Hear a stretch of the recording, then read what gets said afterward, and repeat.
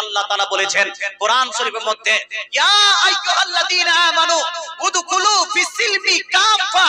আল্লাহ বলছেন বান্দা তুমি যদি নাজাত পেতে চাও, তুমি যদি জাহান্নাম থেকে বাঁচতে চাও, তুমি যদি ইসলামকে সঠিকভাবে সমর্থন করতে চাও, তুমি যদি আল্লাহর পেয়ারা হতে চাও, নবীর সাচ্চা পাক্কা দিওয়ানা হতে চাও, আউলিয়া ইকরামের প্রেমিক হতে চাও, নবীর সাচ্চা পাক্কা প্রেমিক হতে চাও, তাহলে তার রাস্তা একটাই, তোমাকে ইসলামের মধ্যে পরিপূর্ণভাবে প্রবেশ করে নিতে হবে। কি করতে হবে ভাই? ইসলামের মধ্যে পরিপূর্ণভাবে প্রবেশ করতে হবে, অর্থাৎ খাঁটি মুসলমান হয়ে যেতে হবে। দুইটা মশলা মানলাম আর চারটা মশলা মানলাম না, একটা কাজ করলাম আর 10টা কাজ ছেড়ে দিলাম, শুধু বছরে জালসাই শুনলাম কিন্তু মসজিদে গিয়ে সাজদা করলাম না, শুধু মসজিদে জুমার দিন গেলাম কিন্তু আমি 5 ওয়াক্তের নামাজ পড়লাম না। এ মুসলমান নিজে হাজি গাজী সব হয়ে গেছি কিন্তু নিজ স্ত্রীকে পর্দা করাতে পারলাম না, নিজেকে আপনার মৌলভী মুফতি মুহাদ্দিস বানিয়ে নিয়েছি কিন্তু নিজের বেটিকে ইসলামের শিক্ষা দিতে পারলাম না। আমি বলবো ভাই আপনি খাঁটি মুসলিম হতে পারেননি। তাই ভাই আপনাকে বলতে চাই, তো ছেলেদের জন্য এরকম আপনার ড্রেস পরে স্নান চলবে না, গোসল স্নান চলবে না। আপনি জিজ্ঞেস করবেন হুজুর যদি বাথরুমে অর্থাৎ স্নানখানায় অর্থাৎ গোসলখানায় যদি ঢুকে আমি কুন্ডি লাগিয়ে যদি আমি ওই প্যান্ট পরে গোসল করি বা আপনারা ছোট কাপড় পরে গোসল করি, এইটা জায়েজ কিনা? আমি বলবো সেইটা জায়েজ আছে, তবে উত্তম হলো সঠিকভাবে কাপড় পরে স্নান করা। কথা বুঝতে পারলে? উত্তম হলো সঠিকভাবে কাপড় পরে গোসলখানার মধ্যেও কাপড় পরিধান করে যারা গোসল করা, এটা হলো সবথেকে উত্তম। কোন মহিলা যদি ওইরকম গোসল করতে চায়, গোসল করার পারমিশন আছে, ভিতরে একদম লক করা আছে, ভিতরে প্রবেশ করার কারো কোনো স্কেপ নাই, সেই ক্ষেত্রে জায়েজ তো আছে কিন্তু সেটা না করাটাই ভালো। কাপড় চোপড় পরিধান করে সুন্দরভাবে আপনার পোশাক পরে তারপরে যেন আপনার গোসল করাটাই সবথেকে ভালো, কমসে কম পর্দা করে নিতে হবে। কথা বুঝতে পারছেন না? এটা সবথেকে উত্তম। তবে ওখানে ওই ক্ষেত্রে ওখানে গুনাহটা হবে না, কিন্তু ওপেন প্লেসে বাড়ির বাহিরে একটা টিউবওয়েল আছে, সেইখানে আপনার স্ত্রী যদি স্নান করতে চায়, সেই জায়গাতে আপনার বেটি যদি সাবালিকা বেটি যদি স্নান করতে চায়, সেই জায়গাতে ওপেন জায়গাতে বাড়ির বাহিরে একটা পুকুর আছে, সেই পুকুরে যদি আপনার স্ত্রী আপনার বেটি আপনার বোন সেখানে আপনার কাপড় ধুইতে দিতে চায়, কাপড় ধোয়ার সময় মাথার কাপড় ঠিক নেই, পেট বা পিঠ বার হয়ে আছে, এইদিকে হাত জানা আপনার কাপড় ওই কি বলছে কোন থেকে উপরে জানা উপরে উঠা আছে, এই ক্ষেত্রে আপনার জন্য ওই রকম জায়গাতে মেয়েদেরকে পারমিশন দেওয়া, স্নান করার পারমিশন দেওয়া, কাপড় ধৌত করার পারমিশন দেওয়া, এটা টোটালি হারাম হারাম হারাম। এটা বিয়ে পরে করো, গোসলখানা আগে তৈরি করো, বিয়ে পরে করো। মেয়েদের জন্য কাপড় ধৌত করার জন্য জায়গা, পর্দার জায়গাটা আগে নির্মাণ করতে হবে। মুসলমান বিয়ে করার আগে মোবাইল লাগবে, বিয়ে করার আগে আমাদের বাড়ি লাগবে, বিয়ে করার আগে আমার জন্য একটা কি বলছে কিছু ব্যাংক ব্যালেন্স লাগবে। এইটা আপনি যেভাবে ভাবছেন তদ্রূপ বিয়ে করার আগে আপনার বিবাহ সংক্রান্ত জ্ঞান লাগবে, জ্ঞান আগে অর্জন করুন মাদ্রাসায় এসে, তারপরে বিয়ে করুন। বেরাদ ইসলাম বিয়ে করার আগে স্ত্রী কিভাবে চালাতে হয় তার নলেজটা আপনাকে লাগবে, নলেজ অর্জন করা ফরজ, বিয়ে করাটা সুন্নাত। কোনটা জরুরি বেশি হলো? এই জোরে বলুন না, এই জোরে বলুন। বিয়ে করাটা জরুরি হলো না আপনার নলেজ অর্জন করাটা? বহু কিভাবে চালাবো, বহুকে হাফ কাট আপনার উন্নি পড়ানো যাবে কিনা, হাফ কাট ব্লাউজ পড়ানো যাবে কিনা, ছায়া আর শাড়ির মধ্যে নিয়ে কোথাও ঘুরতে যাওয়া যাবে কি যাবে না, আমার জানা ওই ফুল বোরকা পড়াবো না হাফ বোরকা পড়াবো। স্ত্রীকে তালাক দেওয়ার অধিকারটা কার আছে? স্ত্রীকে তালাক দিলে কিভাবে তালাক দিব? এক ট্রাক যদি তালাক দিয়ে দিবা 3 তালাক একসঙ্গে দিয়ে দি, সেই স্ত্রীকে রাখা যাবে কি যাবে না? মুসলমান আপনাকে বলতে চাই, স্ত্রীর চেহারাতে থাপ্পড় মারা, স্ত্রীর খানদানকে আপনার গালি দেওয়া, স্ত্রী 2 দিন না আসলে তার আপনার 14 গোষ্ঠীকে উজড়িয়ে দেওয়া, স্ত্রী একটু লবণ বেশি করে দিয়েছে তার জন্য তার আপনার গোটা গোষ্ঠীকে যেন আপনার গালি দিয়ে শেষ করে দেওয়া, এই সমস্ত কাজ বৈধ না অবৈধ? আপনার কি বলছি স্ত্রীর সঙ্গে মিলামেশার সময় পদ্ধতি কি হওয়া লাগবে? আপনার স্ত্রীর বাচ্চা হলে সেই বাচ্চার আকিকা কিভাবে করতে হবে, বাচ্চার খাতনা কিভাবে করতে হবে, খাতনার সময় ভোজ করা যাবে কি যাবে না, আকিকার মাংস বিতরণ করতে কিভাবে হয়, ছেলেদেরকে আপনার মাদ্রাসায় পড়াবেন না স্কুলে পড়াবেন, স্কুলে পড়ালে তার ড্রেস কিভাবে হবে, মহিলা যদি হয়ে যায় তার স্কুল কলেজের ড্রেস কিভাবে হবে, এই সমস্ত জিনিস আগে আপনাকে অর্জন করতে হবে। এর জ্ঞান, এর নলেজ, এর আপনার এডুকেশন প্রথমে আপনি গেট করেন, এই গেট করা, এই আপনার নলেজটা অর্জন করা, এটা আপনার জন্য হলো ফরজ, আর বিয়ে করাটা সুন্নাত। কথা বুঝতে পারছেন না? বিয়ে করবেন, হলুদ লাগানো যাবে কিনা? 3 দিন 4 দিন ধরে ডিজে চালিয়ে মানুষকে ছাটানো যাবে কি যাবে না? ভাবির হাত ধরে টানাটানি করা, শালীর হাত ধরে টানাটানি করা, তাদের কোমরে হাত লাগিয়ে জানা, ঠুমকা লাগিয়ে জানা গান বাজনা করা, এইরকম বিয়ে লাগানো যাবে কি যাবে না? হলুদের দিন আপনি গোটা গ্রামবাসীর মহিলাদেরকে ডেকে ডেকে নিয়ে আসছেন, আমার ছেলেকে হলুদ লাগাও, গোটা গ্রামবাসীর মহিলারা এসে আপনাকে হলুদ লাগাচ্ছে, আপনি এনজয়মেন্টের মাধ্যমে সেই হলুদটা লাগিয়ে নিচ্ছেন। এইটা শরীয়তের মধ্যে হালাল না হারাম?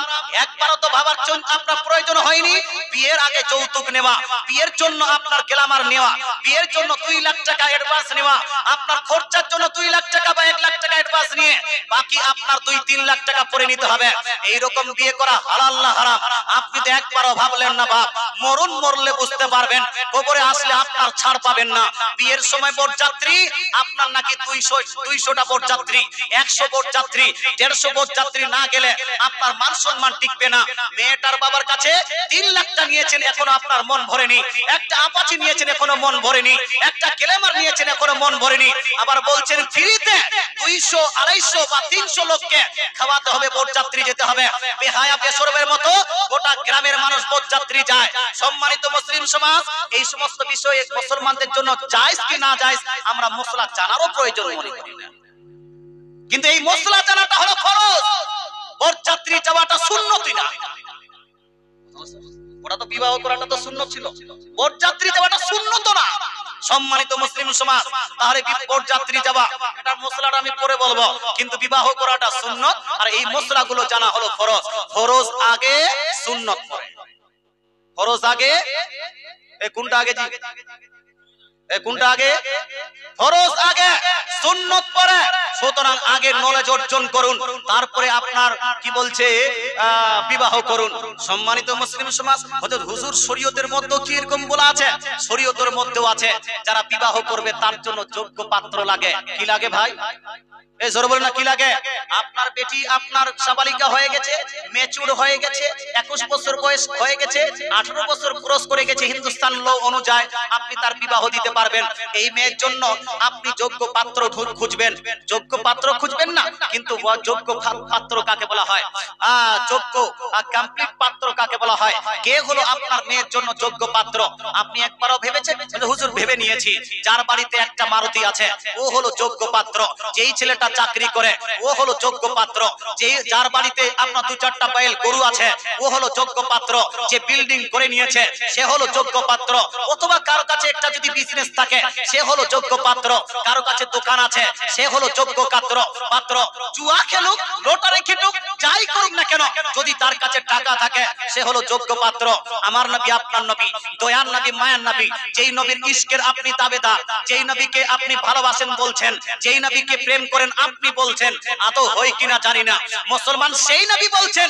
তিরমিজি শরীফের হাদিস, তিরমিজি শরীফ জিল নাম্বার 1 হাদিস নাম্বার 1108 এর মধ্যে নবী বলছেন, ইদা খাতাবা ইলাইকুম মান তারদাউনা দীনাহু ওয়া খুলুকাহু, নবীজি বলছেন শুনো, যোগ্য পাত্রের আলামত হলো 2টা। কয়টা জি? এজরবনা কয়টা? যোগ্য পাত্রের আলামত হলো 2টা। যোগ্য পাত্র তাকে মনে করো যার মধ্যে 2টা জিনিস দেখবে। কি কি জিনিস? নবীজি ইরশাদ করেন, দীনাহু ওয়া খুলুকাহু, তার দ্বীনদারি আর তার চরিত্র। কি দেখতে হবে? একটা হলো দ্বীনদারি, অর্থাৎ সে পরেশগার হয় কিনা, নামাজ আদায় করছে কি করছে না, রোজা ঠিকভাবে আদায় করে কি করে না, যাকাত ঠিকভাবে প্রদান করে কি করে না, হজ ফরজ হয়ে গেলে হজ আদায় করছে কি করছে না, এই জিনিসটা দেখো পরেশগার মুত্তাকি হয় কিনা। 2 নাম্বার তার চরিত্র দেখো। কি দেখবে ভাই? এই জোরে বলনা, কি দেখতে হবে? চরিত্র দেখতে হবে। মুসলমান যদি মদ পান করে, যেই যুবক মদ পান করে, তার চরিত্র ভালো না কালো? বলছেন আর রাগ করছেন, রাগ করছেন বলছি তো, রাগ করছেন? যারা যারা রাগ করছেন না একটু হাত তুলে বলুন না, ইয়া রাসূলুল্লাহ। যারা, যেই ছেলেরা মদ পান করে, শরাব পান করছে, আপনার দিকে হয়তো মদ পান করনেওয়ালা ছেলে নাই, মুসলমান নাই, কিন্তু আমরা আমাদের দিকে দেখছি অনেকগুলো মুসলমানের ছেলে গুট গুট গুট গুট করে যেন আপনার মদ পান করছে, ক্রিসমাস ডেতে যেন মদ পান করছে, দুর্গা পূজা হিন্দুরা করে কিন্তু হিন্দু বন্ধুদের সঙ্গে গিয়ে মদ পান করছে। আছে কি নাই ছেলেদের মধ্যে, মুসলমানদের মধ্যে?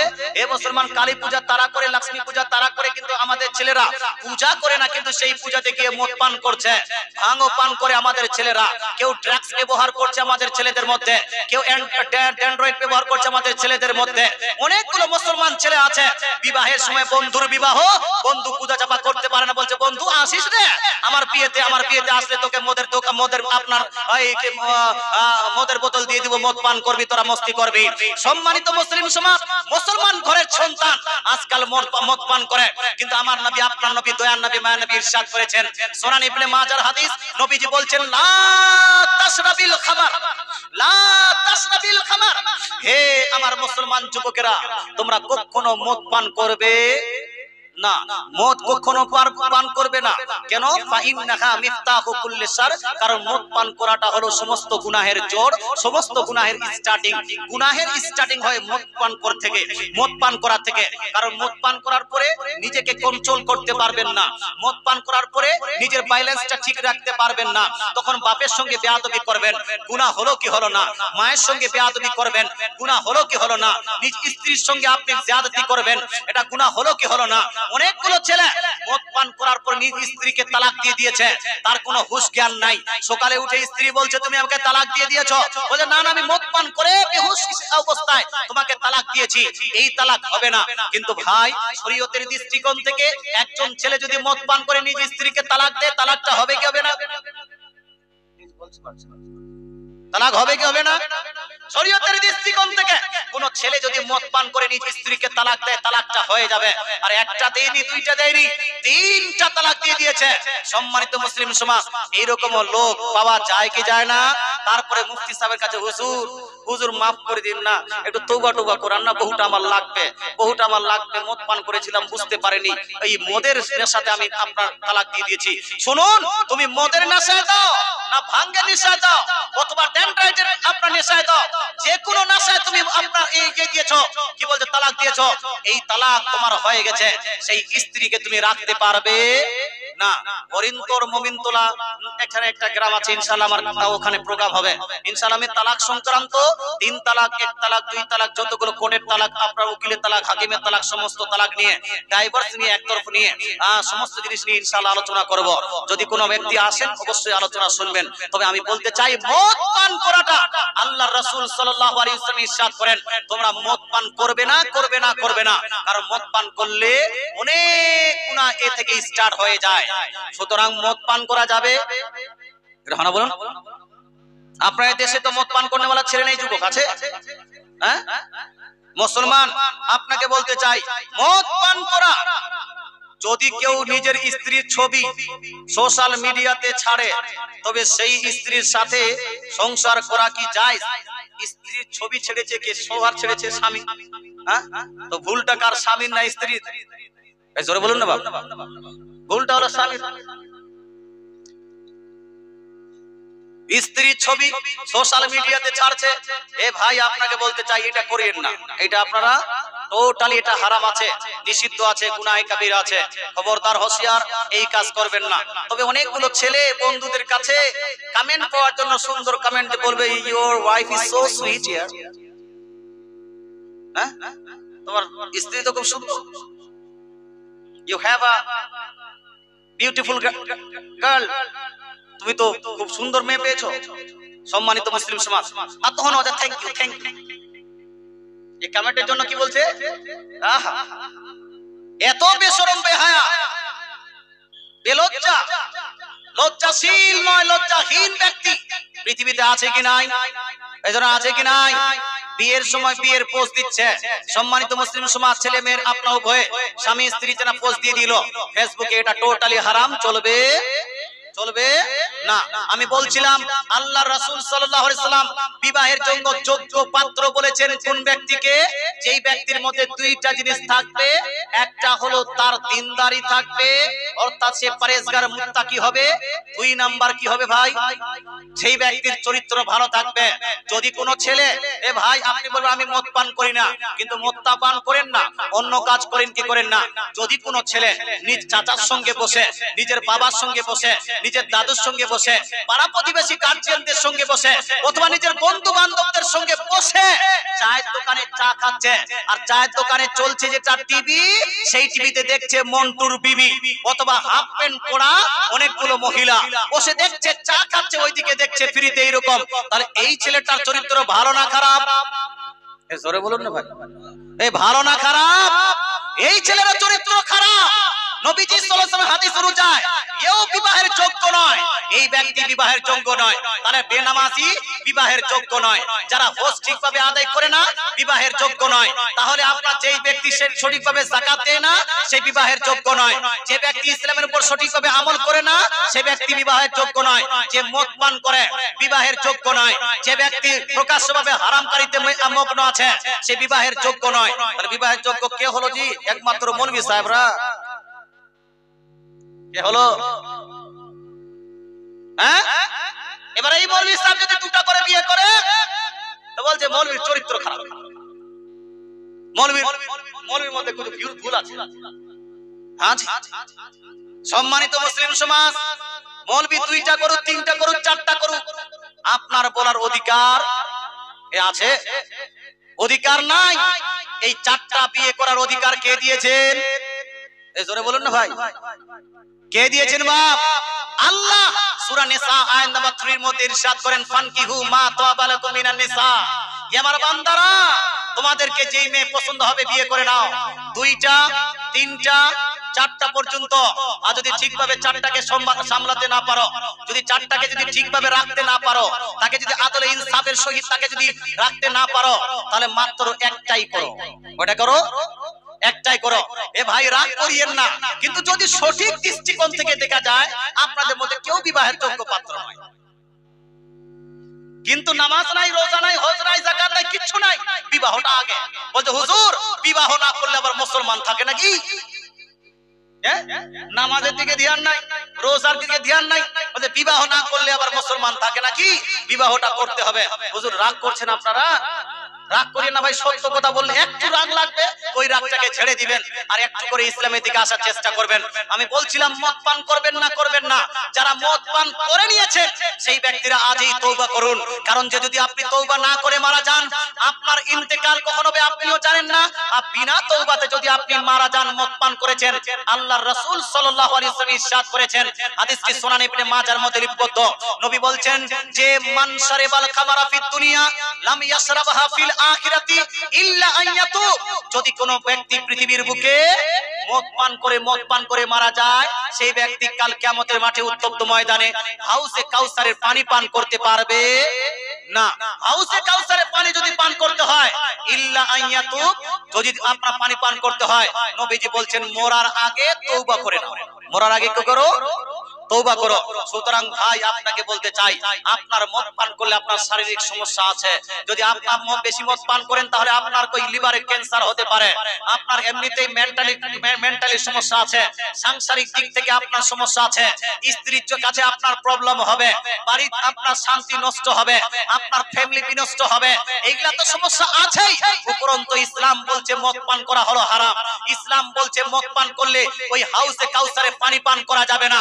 তাই ভাই আল্লাহর দরবারে একটু কাকুতি মিনতি করে, কান্না করে, অশ্রু ঝরিয়ে তওবা করে নেন। আল্লাহর রাসূল বলেন আত-তাইবু মিনাজ যামবি কামান লা যামবালা, কেউ যদি মন দিয়ে প্রাণ দিয়ে তওবা করে নেয় আল্লাহ তাআলা তার গুনাহ maaf করে দিবেন। জোরে বলেন সুবহানাল্লাহ। গুনাহ maaf করে দিবেন। আর যদি না আপনি যদি তওবা না করতে পারেন, যদি তওবা না করতে পারেন তো শুনুন আরেকটা হাদিস সুনান ইবনে মাজার মধ্যে নবীজি ইরশাদ করেছেন, লা ইয়াদখুলুল জান্নাতা, লা ইয়াদখুলুল জান্নাতা মুদমিনু খামারিন। দয়ার নবী নবী বলছেন খবরদার হুঁশিয়ার শুনে নাও, লা ইয়াদখুলুল জান্নাতা, জান্নাতে প্রবেশ করবে না, জান্নাতে যাবে না, জান্নাতে প্রবেশ করতে পারে না। মুদমিনু খামারিন, যেই ব্যক্তি মদ পানে অভ্যস্ত হয়ে গেছে, মদ পানে অ্যাডিক্টেড হয়ে গেছে, শরাব পানে যেই ব্যক্তি অ্যাডিক্টেড হয়ে গেছে, সে জান্নাতে যাবে না। বলুন তো ভাই, নবীর কথা কি মিথ্যা হতে পারে? জোরে বলুন, মিথ্যা হতে পারে, ভুল হতে পারে? নবী বলছেন কেউ যদি জান্নাতে যেতে চায় মদ থেকে পরিত্যাগ করতে হবে। তাই ভাই, কোন ব্যক্তি যদি এই কাজটা করে থাকেন, খবরদার, হুঁশিয়ার, আগামীতে আর করিয়েন না। আজকেই তওবা, আল্লাহ তাআলার কাছে মাফ চেয়ে নেবেন, আগামীতে যেন না হয়।